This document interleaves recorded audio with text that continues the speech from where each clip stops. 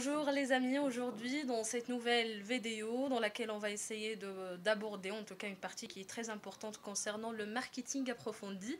Et bien aujourd'hui on va voir dans cette vidéo de travailler une application qui concerne normalement à calculer la surface de vente. Après on va essayer de déterminer le chiffre d'affaires par mètre carré et on termine par le calcul de la marge par mètre carré. Et bah, comme je vous ai dit, c'est qu'aujourd'hui, on va travailler l'application. C'est une application normalement dans laquelle on va déterminer la surface de vente. Ça, ce qui nous intéresse. Déterminer la surface de vente. Et c'est à la base de la surface de vente qu'on puisse calculer le chiffre d'affaires par mètre carré. Par la suite, calculer aussi la marge par mètre carré. Mais maintenant, on va commencer par la surface de vente. Ça, c'est une application qui est vraiment assez simple. L'objectif derrière de cette application, c'est de maîtriser le mécanisme. Après, on aura normalement d'autres applications un peu plus compliquées que celle-ci. La surface de vente, ou bien, même si je vais lire les données, j'ai dit que, imaginez par exemple, vous travaillez ou bien vous occupez un poste de travail au sein d'un magasin, au sein d'une surface de vente, et la superficie de ce magasin, d'une manière générale, c'est 1000 mètres carrés, qui est divisé comme suit. Vous avez 400 mètres carrés dédiés au rayon A, B, C, D. Vous avez 100 mètres carrés dédiés à l'entrepôt de stockage. Juste après, 200 mètres carrés sous forme de magasin loué. 200 mètres carrés aux caisses. Et on termine par 100 mètres carrés qui est normalement dédié à la place de parking. La question qui se pose juste après, c'est de calculer la surface de vente. Maintenant, pour calculer la surface de vente, ce qu'il faut tenir en compte, la première des choses à savoir ou bien connaître, c'est la définition. La définition de la surface de vente. C'est quoi la surface de vente? Ça, c'est de 1. Après, ça sera facile le calcul. La surface de vente, tout simplement, c'est quoi?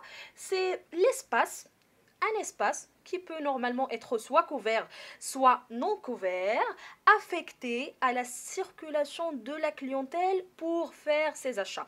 C'est-à-dire c'est un espace dans lequel la clientèle circule pour faire ses achats d'une manière générale. C'est un espace aussi qui est dédié à l'exposition des marchandises au sein dans une surface de vente. C'est un espace pour exposer les marchandises et à leur paiement. Ça, c'est de 1. Ça, c'est la définition parce que c'est à la base de la définition que je puisse calculer la surface de vente.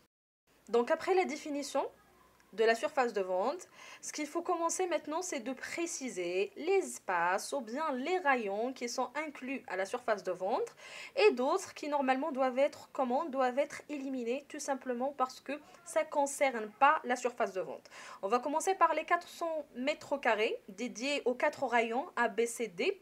Vous constatez ou bien vous voyez que moi j'ai mis à côté de 400 mètres carrés un signe plus, c'est-à-dire quoi? C'est-à-dire c'est inclus à la surface de vente. Après, vous avez l'entrepôt stockage avec une superficie de 100 mètres carrés. C'est tout simplement à éliminer parce que ça ne concerne pas la surface de vente. Après, 200 mètres carrés sous forme de magasin loué, c'est la même chose, c'est à éliminer.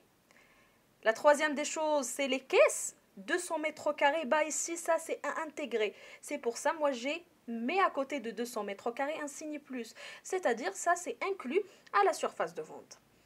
Et finalement, les places, ou bien la place parking avec une superficie de 100 mètres carrés, c'est la même chose, c'est à éliminer parce que ça ne se fait pas une partie de la définition de la surface de vente. Maintenant, on a 400 mètres carrés avec 200 mètres carrés des caisses. Et bien la surface de vente, ça égale combien? Comme vous voyez, ça égale 600 mètres carrés. Et bien après le calcul de la surface de vente qui est normalement égale à 600 mètres carrés, la question qui se pose juste après, c'est de calculer le chiffre d'affaires par mètre carré. Et l'application vous informe que la grande surface a réalisé un chiffre d'affaires annuel qui est égal à 12 millions de dirhams. Donc tout simplement, pour calculer le chiffre d'affaires par mètre carré, c'est le chiffre d'affaires annuel divisé par la surface de vente qu'on a déjà calculée, c'est-à-dire 12 millions de dirhams divisé par 600, ça donne 20 000 de dirhams. Et c'est 20 000 dirhams qui est normalement le chiffre d'affaires par mètre carré.